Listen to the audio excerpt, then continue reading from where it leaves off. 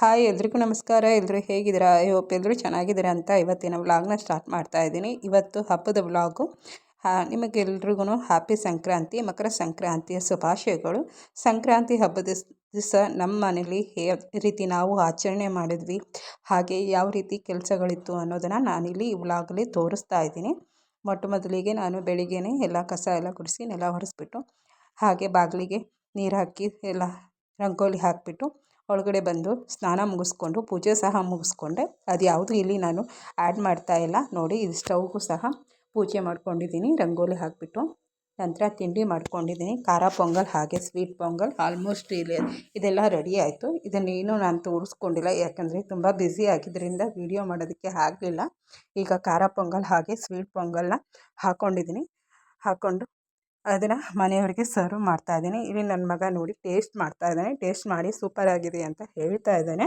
ನಂತರ ಹಾಗೆ ಕಡಲೆಕಾಯಿ ಹಾಕಿ ಗೆಣಸನ್ನು ಸಹ ಹಾಕ್ಕೊಂಡಿದ್ದೀನಿ. ಇದರಲ್ಲಿ ಮಣ್ಣಿರೋದ್ರಿಂದ ಒಂದು 5 ನಿಮಿಷ ನೀರಲ್ಲಿ ನೆನೆಸಿಟ್ಬಿಟ್ಟು ಇದನ್ನು ಒಂದು 4-5 ಸತಿ ತೊಳೆದ್ಬಿಟ್ಟು ನಂತರ ಇದನ್ನು ಬೇಯಿಸೋದಕ್ಕೆ ಇಡಬೇಕು. ಅದು ಸಹ ನಾನಿಲ್ಲಿ ಬೇಯಿಸೋಕ್ಕಿಟ್ಟಿದ್ದೀನಿ. ಅದನ್ನು ವೀಡಿಯೋ ಮಾಡ್ಕೊಂಡಿಲ್ಲ. ನಂತರ ನಾನು ಈ ರೀತಿ ಹೊಸ್ಲಿಗೆ ರಂಗೋಲಿನ ಹಾಕ್ಕೊಂಡಿದ್ದೆ. ಹಾಗೆ ಈ ಥರ ಹೂವನ್ನು ಹಾಕಿದ್ದೀನಿ ನೋಡಿ. ರಂಗೋಲಿ ಹೇಗಿದೆ ಅಂತ ತಿಳಿಸಿ. ನಮ್ಮ ಮನೆ ಹತ್ರ ರಂಗೋಲಿ ಹಾಕೋದಕ್ಕೆ ಜಾಗ ಇರಲಿಲ್ಲ, ಹಾಗಾಗಿ ಇಷ್ಟೇ ಹಾಕ್ಕೊಂಡಿದ್ದೀನಿ. ಈಗ ನೋಡಿ ಪೂಜೆ ಹೇಗಿದೆ ನಮ್ಮ ಮನೇಲಿ, ನಾನು ಯಾವ ರೀತಿ ಪೂಜೆ ಮಾಡಿದ್ದೀನಿ ಈ ಹಬ್ಬದ ದಿವಸ ಅಂತ ನಿಮಗೆ ತೋರಿಸ್ತಾ ಇದ್ದೀನಿ. ಈಗ ಬೇಯಿಸಿಟ್ಟಿರೋವಂಥ ಕಡಲೆಕಾಯಿ ಹಾಗೆ ಗೆಣಸು ಮತ್ತು ಅವರೆಕಾಯಿ ಎಲ್ಲನ ನಾನು ಇಲ್ಲಿ ಇಟ್ಟು ನೈವೇದ್ಯಕ್ಕೆ ಇಟ್ಟಿದ್ದೀನಿ. ಹಾಗೆ ಎಳ್ಳು ಬೆಲ್ಲನ ಸಹ ಇಟ್ಟಿದ್ದೀನಿ ನೈವೇದ್ಯಕ್ಕೆ, ನೋಡ್ತಾ ಇರ್ಬೋದು. ಹಾಗೆ ಕಳಸ ಸಹ ಇಟ್ಟಿದ್ದೀನಿ ನಾನಿವತ್ತು. ನಾನು ಯಾವ ರೀತಿ ಅಂದ್ಕೊಂಡಿದ್ನೋ ಅದೇ ರೀತಿ ಇವತ್ತು ಪೂಜೆ ಸಹ ಆಯಿತು, ಬೇಗನೆ ಆಯಿತು ಅಂತ ಹೇಳ್ಬೋದು. ಹಾಗಾಗಿ ನಮ್ಮ ಮನೇಲಿ ಇವತ್ತು 8 ಗಂಟೆ ಒಳಗಡೆ ಈ ಪೂಜೆ ಎಲ್ಲ ಮುಗೀತು. ಈಗ ನಾನು ರಾಘವೇಂದ್ರ ಸ್ವಾಮಿ ಫೋಟೋ ಇರಲಿಲ್ಲ ನಮ್ಮ ಮನೇಲಿ, ಈ ಥರ ಒಂದು ಕ್ಯಾಲೆಂಡ್ರ್ ಇತ್ತು, ಅದಕ್ಕೂ ಸಹ ಗಂಧ ಇಟ್ಬಿಟ್ಟು ಈ ಥರ ಪೂಜೆ ಮಾಡ್ಕೊಂಡಿದ್ದೀನಿ. ನಂತರ ಗುರುವಾರ ಆಗಿರೋದ್ರಿಂದ ರಾಯರ ಮಠಕ್ಕೆ ಯಾವಾಗ ಹೋಗ್ತೀನಿ. ಈಗ ರಾಯರ ದರ್ಶನನೂ ಸಹ ಮಾಡಿಕೊಂಡು ರಾಯರ ಮಠದ ಹತ್ರ ಆನೆ ಇತ್ತು, ಅದನ್ನು ಸಹ ಒಂದು ಕ್ಲಿಪ್ಪಿಗೆ ತೊಗೊಂಡಿದ್ದೀನಿ. ನಂತರ ನಾವು ಯಾವಾಗೂ ಬರ್ತಾ ಇರೋವಂಥ ಶೆಟ್ಟಳ್ಳಿ ಆಂಜನೇಯಕ್ಕೆ ಬಂದ್ವಿ. ಇಲ್ಲೂ ಸಹ ಶೆಟ್ಟಳ್ಳಿ ಆಂಜನೇಯನ ದರ್ಶನ ಪಡ್ಕೊಂಡು ಈ ದೇವಸ್ಥಾನದ ಒಳಗಡೆ ಬಂದು ಆಂಜನೇಯನ ದರ್ಶನನ ಪಡ್ಕೊಂಡ್ವಿ.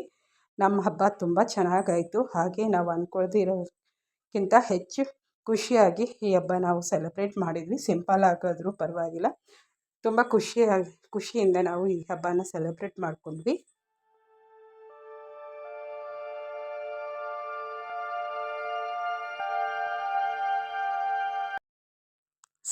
ಹಾಗೆ ಈಗ ದೇವಸ್ಥಾನದಲ್ಲಿ ಪೊಂಗಲ್ಲು ಮತ್ತು ಮೊಸರನ್ನ ಇತ್ತು, ಸ್ವಲ್ಪ ತಿಂದ್ಕೊಂಡು ನಾವು ಬಂದ್ವಿ. ನಾನು ಈ ರೀತಿ ಹಬ್ಬದಲ್ಲಿ ಈ ಥರ ಸೀರೆನ ಹಾಕ್ಕೊಂಡು ರೆಡಿಯಾಗಿದ್ದೆ. ಈ ಸೀರೆ ನಿಮಗೂ ಇಷ್ಟ ಆಯಿತಾ ಅಂತ ಹೇಳಿ. ಹಾಗೆ ಸಂಜೆ ಮನೆಗೆ ಬಂದಮೇಲೆ ಬೇಯಿಸಿರುವಂಥ ಕಡಲೆಕಾಯಿ ಹಾಗೆ ಗೆಣಸನ್ನು ಕೊಡ್ತಾಯಿದ್ದೀನಿ ತಿನ್ನೋದಕ್ಕೆ ಮನೇಲಿ ಇರೋಂಥವ್ರಿಗೆ. ನೋಡಿ ಬೇಯಿಸಿದ ಕಡಲೆಕಾಯಿ ಹಾಗೆ ಗೆಣಸನ್ನು ಕೊಡ್ತಾಯಿದ್ದೀನಿ.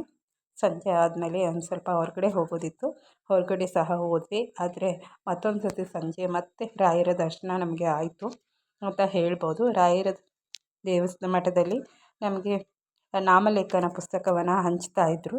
ಇದು ಆಶ್ಚರ್ಯವಾಗಿತ್ತು ನನಗಂತೂ, ಯಾಕಂದರೆ ನಾನು ತುಂಬ ದಿವಸದಿಂದ ಈ ನಾಮಲೇಖನ ಪುಸ್ತಕನ ತೊಗೊಂಡು ಬಂದು ಬರೀಬೇಕು ಅಂದ್ಕೊಂಡಿದ್ದೆ. ಆದರೆ ನನಗೆ ಹಬ್ಬದ ದಿವಸ ಇದು ನನ್ನ ಕೈಗೆ ಸಿಕ್ಕಿದ್ದಕ್ಕೆ ತುಂಬ ಖುಷಿ ಆಯಿತು. ಸಂಜೆಗೆ ಇಸ್ಕಿದ ಬೇಳೆ ಇತ್ತು, ಹಾಗಾಗಿ ಇಸ್ಕಿದ ಬೇಳೆ ಸಾಂಬಾರು ಮಾಡಿಬಿಟ್ಟು ಮುದ್ದೆ ಮಾಡ್ಕೊಳ್ಳೋಣ ಅಂತ ಈಗ ಇಸ್ಕಿದ ಬೇಳೆನ ತೊಗೊಂಡು ಇಸ್ಕಿದ ಬೇಳೆಯಿಂದ ಸಾಂಬಾರನ್ನ ಮಾಡ್ತಾಯಿದ್ದೀನಿ. ಇಲ್ಲಿಗೆ ಬೇಕು ಈ ಮಸಾಲೆ ಐಟಮ್ಗಳನ್ನೆಲ್ಲ ನಾನು ಇಲ್ಲಿ ರುಬ್ಕೊಂಡು ಈ ಥರ ಸಾಂಬಾರನ್ನ ರೆಡಿ ಮಾಡ್ಕೊಂಡಿದ್ದೀನಿ. ಈ ಸಾಂಬಾರು ಬೇಕಂದರೆ, ಈ ಸಾಂಬಾರು ರೆಸಿಪಿ ಬೇಕಂದರೆ ನಾನು ಹಿಂದಿನ ವೀಡಿಯೋದಲ್ಲಿ ಹಾಕಿದ್ದೀನಿ, ನೋಡ್ಬೋದು. ಹೀಗೆ ಅಡುಗೆ ಸಹ ಆಯಿತು, ಅಡುಗೆನೂ ಸಹ ಮಾಡಿಕೊಂಡು ಊಟನೂ ಸಹ ಆಯಿತು. ಊಟ ಆದಮೇಲೆ ಗೊತ್ತಲ್ಲ ಈ ರೀತಿ ಕಿಚನ್ ಈ ರೀತಿ ಅವಸ್ಥೆ ಆಗಿತ್ತು. ಇದನ್ನೆಲ್ಲ ಕ್ಲೀನ್ ಮಾಡಿ ಮಲ್ಕೊಳ್ಳೋದೇ ಒಂದು ದೊಡ್ಡ ಟಾಸ್ಕು ಹೆಣ್ಮಕ್ಳಿಗೆ. ಆದರೂ ಏನೂ ಮಾಡೋಕ್ಕಾಗಲ್ಲ. ಇದನ್ನೆಲ್ಲ ನಾನು ಕ್ಲೀನ್ ಮಾಡಿ ಸಿಂಕೆಲ್ಲ ಕ್ಲೀನ್ ಮಾಡಿಕೊಂಡು ಸ್ಟವ್ ಸಹ ಕ್ಲೀನ್ ಮಾಡಿಕೊಂಡು ಪಾತ್ರೆ ಎಲ್ಲ ತೊಳೆದು ಈ ರೀತಿ ಇಟ್ಟಿದ್ದೀನಿ. ಈ ರೀತಿ ಇತ್ತು ನಮ್ಮ ಹಬ್ಬದ ವ್ಲಾಗು. ಇದನ್ನೆಲ್ಲ ಮಾಡಿ ಕೊನೆವರೆಗೂ ನನ್ನ ವೀಡಿಯೋನ ನೋಡಿದಂಥವ್ರಿಗೆ ಪ್ರತಿಯೊಬ್ಬರಿಗೂ ನನ್ನ thanks so much. Thank you for watching. ಸಿಗ್ತೀನಿ ಮುಂದಿನ ವೀಡಿಯೋ.